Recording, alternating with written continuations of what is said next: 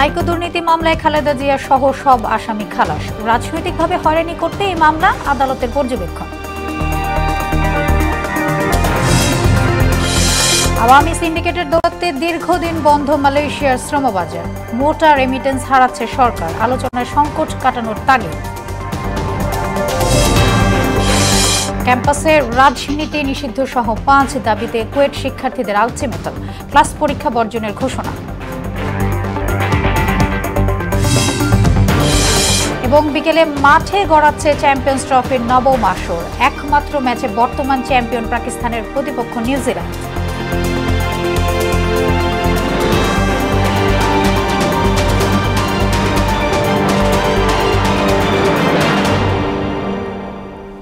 আসসালামু আলাইকুম, সবাইকে মোহনা সংবাদে স্বাগত। শুনছিলেন শিরোনাম, আর পুরোটা সংবাদ জুড়ে আছি আমি সোনিয়া ইসলাম। এবারে বিস্তারিত। নাইকো দুর্নীতি মামলায় বিএনপি চেয়ারপারসন বেগম খালেদা জিয়া সহ 8 আসামিকে খালাস দেওয়া হয়েছে। ঢাকার বিশেষ জজ আদালত 4 এর বিচারক রবিউল আলম এ রায় ঘোষণা করেন। পর্যবেক্ষণে আদালত জানায় আসামিদের রাজনৈতিকভাবে হয়রানি করতে এমন মামলা করা হয়েছে।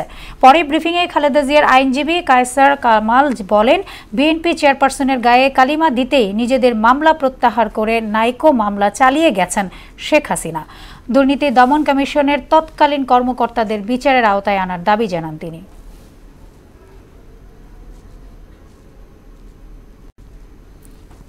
রায়ের বিষয়ে আরো জানাতে জর্জ কোর্ট থেকে যুক্ত হচ্ছেন সহকর্মী রাকিবউদ্দিন পাপ্পু।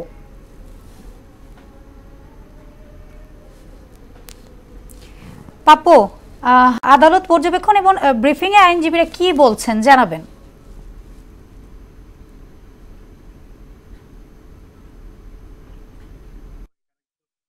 আসামি ছিল 11 জন, যার ভিতরে 3 কিন্তু মারা গিয়েছে, যার কারণে খালেদা জিয়ার সঙ্গে বাকি যে 8 জন তাদের সকলকেই খালাস দিয়েছেন যে বিচারক রবিউল আলমের যে বিশেষ জজ আদালত। গত 13 ফেব্রুয়ারি আসামি পক্ষের আত্মপক্ষ শুনানি যুক্তিতর্ক উপস্থাপন শেষ হয় এই মামলার। তারপরে আদালত আজকের দিনে রায় দেওয়ার ধার্য দেন। তারপরে আজকে কিন্তু সেই রায়টা ঘোষণা করলো এবং আসামি পক্ষের যারা আইনজীবী রয়েছেন তারা একটা কথা বারবারই বলেছেন যে আসলে খালেদা জিয়াকে হেনস্থা করার জন্য তাকে যাতে রাজনীতি থেকে দূরে সরিয়ে রাখা যায়, সে যাতে নির্বাচন না করতে পারে, এই তাকে কুলুষিত করার জন্য বা জিয়া পরিবারকে কুলুষিত করার জন্য এরকম মিথ্যা বানোয়াট মামলাগুলো বারবারই দেওয়া হয়েছে। যে মামলায় শেখ হাসিনাকে সরিয়ে শেখ হাসিনা রায় থেকে মুক্তি পেয়ে যান, সেখানে খালেদা জিয়াকে রাখা হয়। তো বারবারই এরকমটা হয়েছে বেশ কয়েকটি মামলায়, যেখানে কোনো ভিত্তি ছিল না, কোনো প্রমাণ ছিল না যে এই নাইকো দুর্নীতি মামলা থেকে শুরু করে যে কটা মামলা হয়েছে সাবেক প্রধানমন্ত্রী এবং বিএনপি চেয়ারপারসন বেগম খালেদা জিয়ার নামে, তার কোনো প্রমাণই কিন্তু সেভাবে দাখিল করতে পারেনি কোর্টে রাষ্ট্রপক্ষের আইনজীবী বা দুদকের আইনজীবীরা। তো যার কারণেই কিন্তু মামলাটা পরবর্তীতে যখন আপনারা জানেন যে জুলাই আগস্টের যে পট পরিবর্তন হয়েছে, আওয়ামী লীগ সরকারের পতনের পর থেকে যে মিথ্যা বানোয়াট মামলাগুলো দেওয়া হয়েছিল, সেই মামলাগুলো কিন্তু রায় হচ্ছে এবং সেই রায়ে খালেদা জিয়া বলেন কিংবা তার পুত্র তারেক জিয়া বলেন, তারা কিন্তু সবাই মামলা থেকে বেশি খালাস পাচ্ছেন। এবং তাতেই তাদের আইনজীবীরা বলছেন যে আসলেই যে এগুলো যে একটা মিথ্যা বানোয়াট মামলা শুধুমাত্র হেনস্থা করার জন্য তাদেরকে দেওয়া হয়েছে, সেটাই বারবার প্রমাণ হচ্ছে। তো এই ছিল আমার কাছ থেকে জজ কোর্ট থেকে সর্বশেষ। আপু, আপনাকে ধন্যবাদ। 27তম বিসিএসে নিয়োগ বঞ্চিত 1137 জনের পক্ষে করা আপিলের ওপর আগামীকাল বৃহস্পতিবার রায়ের জন্য দিন ধার্য করেছেন আপিল বিভাগ। এ সংক্রান্ত রায়ের বিরুদ্ধে করা 3টি আপিল শুনানি শেষে সকালে প্রধান বিচারপতি সৈয়দ রেফাত আহমেদের নেতৃত্বাধীন 5 সদস্যদের আপিল বিভাগ নতুন দিন ধার্য করেন। ওই বিসিএসে প্রথমবারের মৌখিক পরীক্ষা বাতিলের সিদ্ধান্ত বৈধ ঘোষণা করে হাইকোর্টের দেওয়া রায় বহাল রেখে 2010 সালের 11 জুলাই আপিল বিভাগ রায় দেন। বিশাল বাজার থাকার পরও সিন্ডিকেটের কারণে থমকে আছে মালয়েশিয়ার শ্রমবাজার। মূলত পতিত আওয়ামী লীগ সরকারের মন্ত্রী এমপিদের দুর্নীতির কারণে 2 দফায় বন্ধ হয়ে যায় দেশটিতে বাংলাদেশের শ্রমবাজার। বিশেষজ্ঞরা বলছেন, সংকট সমাধানে দ্বিপক্ষীয় আলোচনার পাশাপাশি সিন্ডিকেটকে জড়িতদের বিরুদ্ধে কঠোর আইনি ব্যবস্থা নেওয়ার বিকল্প নেই। অবৈধ অভিবাসন, মানব পাচার সহ শ্রমশক্তি খাতের অনিয়ম, দুর্নীতি নিয়ে মাহবুব হাসান রিপনের 5 পর্ব ধারাবাহিক প্রতিবেদনের আজ প্রথম পর্ব। বাংলাদেশ থেকে 1978 সালে প্রথমবারের মতো মালয়েশিয়া যায় মাত্র 23 জন শ্রমিক। বর্তমানে সেখানে কর্মরত শ্রমিকের সংখ্যা 14.5 লাখেরও বেশি। শতকরা হিসেবে মালয়েশিয়ায় বাংলাদেশের শ্রমবাজারের পরিমাণ কম বেশি 9%। আওয়ামী লীগ সরকারের সিন্ডিকেট, দুর্নীতি ও অনিয়মের কারণে 2018 সালে বন্ধ হয়ে যায় মালয়েশিয়ার শ্রমবাজার। এই 3 বছর পর কর্মী প্রতি 78,900 টাকার চুক্তিতে বাজার উন্মুক্ত হলেও নেওয়া হতো প্রায় 5.5 লক্ষ টাকা। খরচ তো 5 লাখ টাকা। আমরা খালি শুনি, কাজের মতো তা না। মামাই নিতেছে বলতে ব্যাংকা নিতেছে, এজেন্সি নিতেছে, টিকিট মিকেট মিলায় সব মিলে 5 লাখ টাকার মতো লাগতেছে। জনগণের সাথে প্রতারণা করে অধিক পরিমাণে টাকা নিচে আত্মসাৎ করেছে, এটার জন্য ক্ষতিগ্রস্ত আমরা। অভিযোগ আছে 2022 থেকে 2024 সালে মে পর্যন্ত 4,94,180 জন কর্মীর কাছ থেকে এই সিন্ডিকেট হাতিয়ে নেয় 20,000 কোটি টাকা। মালয়েশিয়ার শ্রমবাজারকে ঘিরে গড়ে ওঠা সিন্ডিকেটের সঙ্গে যুক্ত ছিলেন পতিত আওয়ামী লীগ সরকারের প্রভাবশালী 3 সাবেক এমপি নিজামুদ্দিন হাজারি, লেফটেন্যান্ট জেনারেল অবসরপ্রাপ্ত মাসুদউদ্দিন চৌধুরী ও বেনজির আহমেদ। সিন্ডিকেটের মূল হোতা হিসেবে যুক্ত ছিলেন সাবেক অর্থমন্ত্রী আহম মোস্তফা কামাল, তার স্ত্রী কাশ্মীরি কামাল ও মেয়ে নাফিসা কামাল। সিন্ডিকেট নিয়ন্ত্রণ করতেন বাইরের সাবেক মহাসচিব রুহুল আমিন স্বপন ও বাংলাদেশি বংশোদ্ভূত মালয়েশিয়ার নাগরিক দাতুশ্রী নূর আমিন। বিগত সরকারের সর্বোচ্চ লেভেল থেকে সিন্ডিকেটকে সাপোর্ট দেওয়া হয়েছিল এবং সিন্ডিকেটটা করেছিল সাবেক সরকারের মন্ত্রী, বেশ কয়েকজন এমপি ছিল। এই সিন্ডিকেশনটা মালয়েশিয়া বাংলাদেশি বংশোদ্ভূত আমিন নূর সেখানে করেন। বাংলাদেশের নিয়ন্ত্রণ করেন রুহুল আমিন স্বপন, বাইরের সাবেক মহাসচিব ছিলেন। 1,52,000 টাকা করে প্রত্যেকটা কর্মীকে অতিরিক্ত শুধু সিন্ডিকেটে দিতে হয়েছে। অনিয়মের জন্য বাংলাদেশের উল্লেখযোগ্য এই শ্রমবাজারের দরজা বারবার কেন বন্ধ হচ্ছে তা অনুসন্ধানের প্রয়োজন সর্বোচ্চ পর্যায়ে তদন্ত কমিশন গঠন। মালয়েশিয়ান সরকারের সাথে যৌথভাবে উদ্যোগ নিয়ে যদি মালয়েশিয়াতেও সে তদন্ত চালানো যায়। মানব পাচার বা অভিবাসনের ক্ষেত্রে যে আইনগুলো আছে সেগুলোর যথাযথ প্রয়োগ নাই, মামলা হয় না, মামলা হলেও মামলার কোনো রকম সুরাহা আমরা দেখি না, দীর্ঘসূত্রিতা হয়। অন্যান্য মামলার ক্ষেত্রেও যেমন হয়। মালয়েশিয়াতে যারা এই অবৈধ প্রক্রিয়ার মধ্যে যুক্ত আছে তাদের ব্যাপারে তো বাংলাদেশের আইন দিয়ে কোনো রকম কিছু করা যাবে না। সংকট সমাধানে মালয়েশিয়া সরকারের সাথে দ্বিপক্ষীয় চুক্তির পাশাপাশি অনিয়মে জড়িতদের বিরুদ্ধে আইনি ব্যবস্থা নিশ্চিত করতে হবে। মালয়েশিয়ান সরকারের দ্বিপাক্ষিক বৈঠকের মাধ্যমে অতীত অভিজ্ঞতার ভিত্তিতে গত 10 বছরের মালয়েশিয়ায় অভিবাসন সেক্টরের একটা মূল্যায়ন করা যেতে পারে যে কোন কোন জায়গাগুলোতে আমাদের চুক্তিতে কি থাকা দরকার। স্বাধীনতার পর থেকে বাংলাদেশের জনশক্তি রপ্তানির চতুর্থ প্রধান গন্তব্য মালয়েশিয়া। 2020-21 অর্থ বছরে দেশের রেমিটেন্স প্রবাহের প্রায় 10% এসেছে দেশটি থেকে। 2021-22 অর্থ বছরে তা প্রায় অর্ধেকে নেমে $1.02 বিলিয়ন দাঁড়ায়। পরের অর্থ বছরেও অব্যাহত ছিল এই নিম্নমুখী প্রবণতা। মাহবুব হাসান রিপন, মোহনা সংবাদ, ঢাকা। সংঘর্ষের ঘটনায় থমথমে অবস্থা বিরাজ করছে খুলনা প্রকৌশল ও প্রযুক্তি বিশ্ববিদ্যালয়। শিক্ষার্থীরা অবস্থান নিয়েছেন কুয়েট মেডিকেল সেন্টারের সামনে, আর ক্যাম্পাসের গেটে অতিরিক্ত পুলিশ মোতায়েন করেছে। এদিকে শিক্ষার্থীদের ওপর হামলার ঘটনায় ব্যর্থতা স্বীকার এবং নিঃশর্ত ক্ষমা চেয়ে উপাচার্য, উপ উপাচার্য ও ছাত্র বিষয়ক পরিচালকের পদত্যাগ সহ 5 দফা দাবিতে আলটিমেটাম দিয়েছেন শিক্ষার্থীরা। দুপুরের মধ্যে দাবি পূরণ না হলে সব ক্লাস পরীক্ষা বর্জনের ঘোষণা দেন তারা। এই ক্যাম্পাসের ভিতরে ঢুকে আমাদের ভাইদেরকে আহত করা হয়েছে, হতাহত করা হয়েছে। তারা কিছু করতে পারেনি। আর্মি আসে নাই, পুলিশ আসে নাই, কেউ আসে নাই। আমরা তো ক্যাম্পাসের চরম মাত্রা নিরাপত্তাহীনতায় ভুগছি। বর্তমানে সম্পূর্ণ শান্তশিষ্ট রয়েছে, কোনোরূপ মানববন্ধন বা কর্মসূচি নাই। শিক্ষার্থীরা এই মুহূর্তে শান্তশিষ্টভাবে অবস্থান করছে। আশা করা যায় আর কোনো সমস্যা ইনশাল্লাহ হবে না। বর্তমান যে পরিস্থিতি এখন আপনারা দেখতে পাচ্ছেন, শান্ত। দোকানপাট যারা কালকে বন্ধ ছিল, স্থানীয় দোকানপাট তারা করছে, ছাত্ররা ভিতরে অবস্থান নিচ্ছে। এটা এখন আপাতত পরিস্থিতি, এবং আমরা চাই না এই পরিস্থিতি কোনো কারণে আবার খারাপের দিকে যায়। কুয়েট পরিস্থিতি জানাতে আমাদের সাথে খুলনা থেকে যুক্ত হচ্ছেন সহকর্মী শহীদুল হাসান। শহীদুল, বিভিন্ন দাবিতে সাধারণ শিক্ষার্থীরা যে আলটিমেটাম দিয়েছে তার সময় তো মাত্রই শেষ হলো, সেখানকার সবশেষ পরিস্থিতি কি দেখছেন জানাবেন।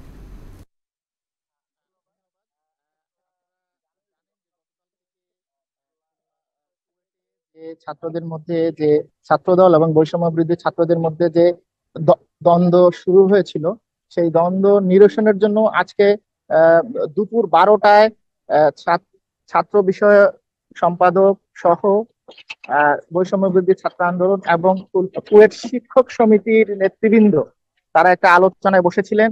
এবং আলোচনায় বসে তারা যখন দাবি দাবার বিষয়গুলি নিয়ে আলোচনা করছিলেন, তখন ছাত্ররা তাদের এই দাবি দাবা বা শিক্ষকরা যে দাবি দাবা মেনে নেননি, সেই জন্য তাদের এই আলোচনাকে বয়কট করেন এবং তাদের আন্দোলন চালিয়ে যাওয়ার জন্য ঘোষণা দেন। এবং তারা এই ঘোষণাও দেন যে যদি দুপুর একটার মধ্যে তাদের এই 5 দফার দাবি না মানা হয়, তাহলে তারা তাদের আন্দোলন চালিয়ে যাবেন, অর্থাৎ তারা ক্লাস এবং ক্লাস পরীক্ষা বন্ধ রাখবেন। এবং সর্বশেষ তারা এই দাবির পরে 12:30 থেকে তারা পুরো ক্যাম্পাস জুড়ে বিক্ষোভ করেন এবং তারা শিক্ষকদের বিরুদ্ধে তারা স্লোগান দিতে থাকেন। এবং তাদের যে দাবি যে এইখানে কুয়েটে কোনো ছাত্র রাজনীতি থাকবে না এবং কুয়েট ক্যাম্পাসে আইন শৃঙ্খলা রক্ষা আরো জোরদার করতে হবে, যাতে বহিরাগতরা কেউ এসে কখনো কুয়েটে এসে কোনো ধরনের ঝামেলা না করতে পারে, সেই ধরনের দাবি তারা জানিয়ে আসছিলেন। এবং এই ধরনের দাবির জন্য তারা সমস্ত ছাত্রদের নিয়ে তারা আজকে কুয়েট মেডিকেল সেন্টারের সামনে শিক্ষকদের সাথে বসছিলেন। এখন সর্বশেষ আমরা যতটুকু জানতে পেরেছি যে তারা ভিসি কুয়েটের যে সিনেট, সেই সিনেট সভায় বসেছেন এবং এই বিষয় নিয়ে ছাত্রদের দাবি দাবার বিষয় নিয়ে তারা সেখানে আলোচনা করছেন যে এই দাবিগুলি পূরণ করা যায় কিনা। আর ছাত্রদের পক্ষ থেকে বলা হচ্ছে যদি এই দাবি পূরণ না করা হয় তাহলে তারা আন্দোলন রীতিমতো চালিয়ে যাবেন এবং তারা তাদের আন্দোলন দাবি আদায় না হওয়া পর্যন্ত তাদের এই আন্দোলন অব্যাহত থাকবে। এই ছিল আমাদের এখান থেকে সর্বশেষ খবর কুয়েট থেকে। শহীদুল, আপনাকে ধন্যবাদ। রাজধানীর উত্তরায় দম্পতির উপর হামলাকারী পুরুষ চক্র শনাক্ত হয়েছে বলে জানিয়েছেন পুলিশ। ঘটনার রাতে 2 জন এবং পরদিন আরেকজনকে গ্রেফতার করা হয়। এরা হলো মোবারক হোসেন, রবি রায় এবং আলফাজ। সোমবার রাত 9:30টার দিকে উত্তরা 7 নম্বর সেক্টরের 9 নম্বর সড়কে বেপরোয়া গতির একটি বাইক রিকশাকে ধাক্কা দেয়। সেখানে আরেকটি বাইকের আরোহী মেহবুল নাসরিন দম্পতি এর প্রতিবাদ জানালে রিকশায় ধাক্কা দেয়া যুবকরা তাদের উপর হামলা চালায়। পরে তারা ফোন করে আরো কয়েকজনকে ডেকে এনে রামদা হাতে ওই দম্পতির উপর চড়াও হয়। রামদা সেগুলো দিয়ে তাদেরকে ভয় দেখানোর চেষ্টা করে এবং তারা যখন এই ধরনের ঘটনা ঘটে তখন অত্যন্ত সহিংসতার সঙ্গে মেহবুল হাসান তিনি একজনকে ধরে ফেলেন। তাদের একজন ফোন করে আরও তাদের 2 সহযোগীকে ঘটনাস্থলে ডেকে নিয়ে আসে এবং ঘটনাটা যখন দিনঘাতে মোড় নেয় তখন তাদের আটকের ফলে এই বাকিরা পালিয়ে যায়। বায়ু দূষণের যন্ত্রণা থেকে মুক্তি মিলছে না ঢাকাবাসীর। বিশ্বের বিভিন্ন বড় শহরের মধ্যে বায়ু দূষণের তালিকায় আজ আবারও শীর্ষ অবস্থানে রাজধানী ঢাকা।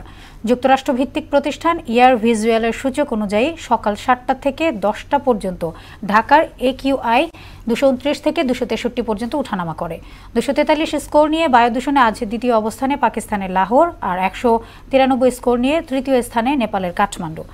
দূষণের জন্য মূলত যত্রতত্র রাস্তা খোঁড়াখুড়ি, যানবাহন ও ইট ভাটার কালো ধোঁয়াকে দায়ী করছেন পরিবেশবাদীরা। মামলা জটিলতায় চট্টগ্রাম বন্দরে নষ্ট হচ্ছে শত কোটি টাকার গাড়ি। বন্দরে গাড়ি আসার 1 মাসের মধ্যে নেওয়া না হলে নিলামে বিক্রি করার নিয়ম থাকলেও মামলা থাকায় তা সম্ভব হচ্ছে না। বন্দর ইয়ার্ডে এসব গাড়ি পড়ে থাকায় বন্দরের আর্থিক ক্ষতির পাশাপাশি রাজস্ব হারাচ্ছে সরকার। আফসানা নূরের প্রতিবেদন, জানাচ্ছেন তাহসিন তারিন। মামলা জটিলতায় চট্টগ্রাম বন্দরে পড়ে আছে শত কোটি টাকা 200টি গাড়ি। চট্টগ্রাম বন্দরের গুরুত্বপূর্ণ ইয়ার্ড দখল করে দীর্ঘদিন ধরে পড়ে আছে এইসব গাড়ি। গাড়িগুলো বন্দরের মূল্যবান জায়গা দখল করে রেখেছে জানিয়ে বন্দর সচিব বললেন, গাড়িগুলো সরিয়ে নিতে কাস্টমসকে দফায় দফায় অনুরোধ করলেও তারা নেয়নি। প্রায় 200টার মতো গাড়ি আছে। এই গাড়িগুলো আদালতের কোনো নির্দেশনা বা আদেশ ব্যতীত এগুলো আমরা নিষ্পত্তি করতে পারবো না, নিলামও করতে পারবো না, আমরা ধ্বংসও করতে পারবো না, অথবা কারো অনুকূলে ছাড়পনাও করতে পারবো না যতক্ষণ পর্যন্ত আদালত আমাদেরকে কোনো ভার্ডিক্ট না দিবে। দীর্ঘদিন ধরে পড়ে নষ্ট হওয়া এসব গাড়ির বিপরীতে মামলা রয়েছে, সেই কারণে গাড়িগুলো নিলামে তোলা সম্ভব হয়নি জানালেন এই কর্মকর্তা। কাস্টমসের কাছে বারবার আবেদন দিয়ে আসছি যে এগুলো দ্রুত যেন নিষ্পত্তি করা হয়, যেটা আমাদের গুরুত্বপূর্ণ স্পেসটা যেন খালি করা হয়, এবং যেগুলো নিলামের মাধ্যমে নিষ্পত্তিযোগ্য না সেগুলা অন্য যে কোনো উপায়ে আইদার ডিস্ট্রাকশন অথবা অন্য কোনো উপায়ে সরকারি সিদ্ধান্তের প্রেক্ষিতে সেগুলো যেন নিষ্পত্তি করে। বেশ কিছু আইনি পরিবর্তন আনতে হচ্ছে যাতে এই বন্দরে বছরের পর বছর কোনো কিছু পড়ে না থাকে, আর আইনি জটিলতার কারণে কাস্টমস নিলাম করতে পারছিল না বললেন নৌ পরিবহন উপদেষ্টা।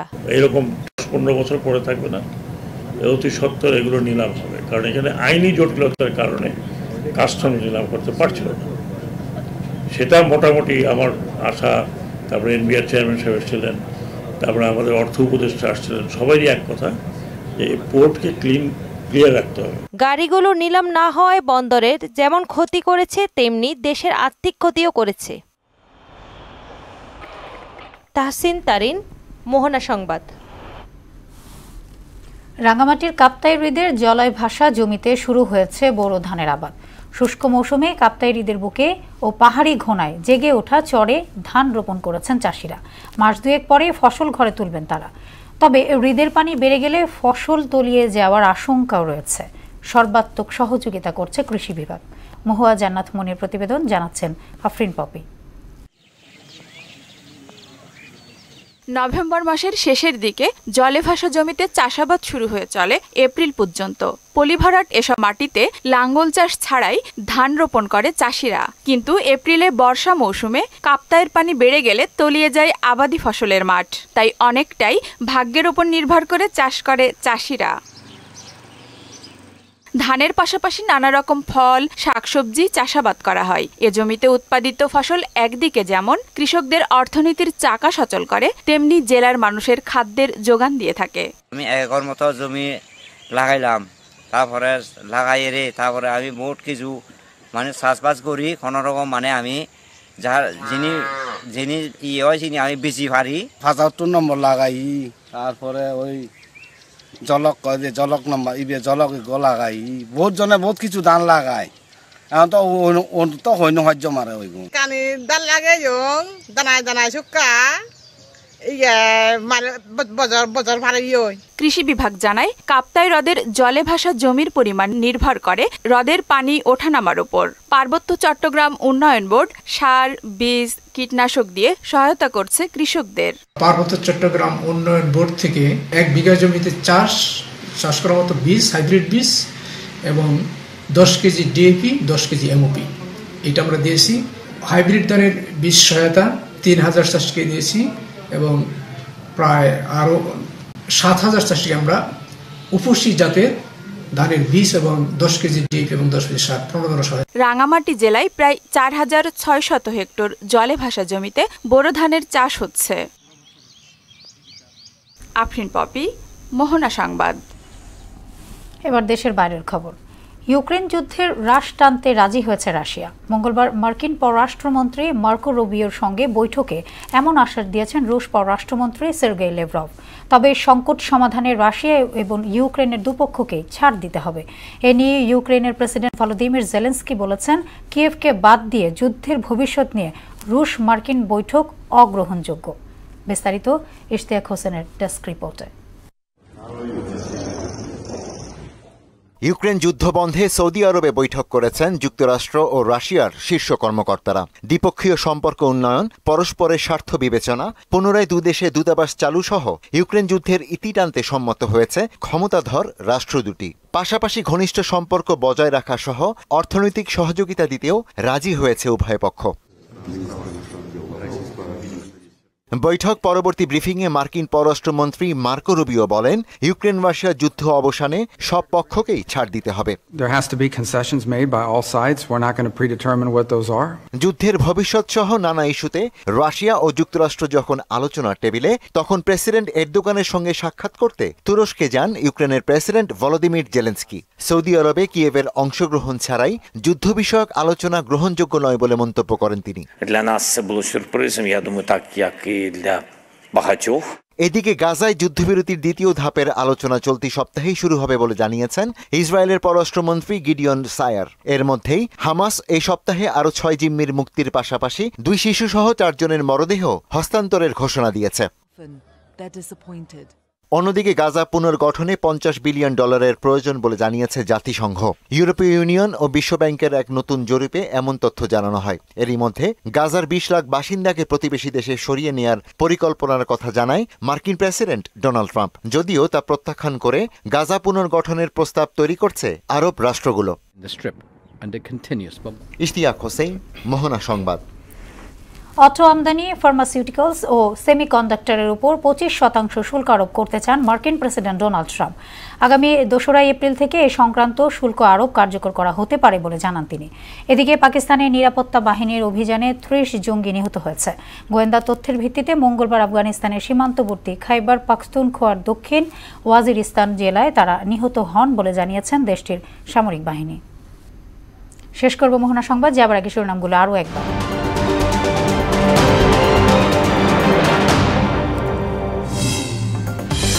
নাইকো দুর্নীতি মামলায় খালেদা জিয়া সহ সব আসামি খালাস, রাজনৈতিকভাবে হয়রানি করতে এই মামলা, আদালতের পর্যবেক্ষণ। আওয়ামী সিন্ডিকেটের দৌরাত্ম্যে দীর্ঘদিন বন্ধ মালয়েশিয়ার শ্রমবাজার, মোটা রেমিটেন্স হারাচ্ছে সরকার, আলোচনায় সংকট কাটানোর তাগিদ। ক্যাম্পাসের রাজনীতি নিষিদ্ধ সহ 5 দাবিতে কুয়েট শিক্ষার্থীদের আলটিমেটাম, ক্লাস পরীক্ষা বর্জনের ঘোষণা। এবং বিকেলে মাঠে গড়াচ্ছে চ্যাম্পিয়ন্স ট্রফির নবম আসর, একমাত্র ম্যাচে বর্তমান চ্যাম্পিয়ন পাকিস্তানের প্রতিপক্ষ নিউজিল্যান্ড।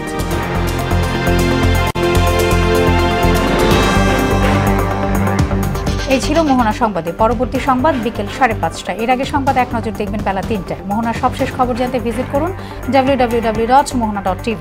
সংবাদ দেখতে পারেন ফেসবুক, ইউটিউবেও। এতক্ষণ সঙ্গে থাকার জন্য ধন্যবাদ সবাইকে।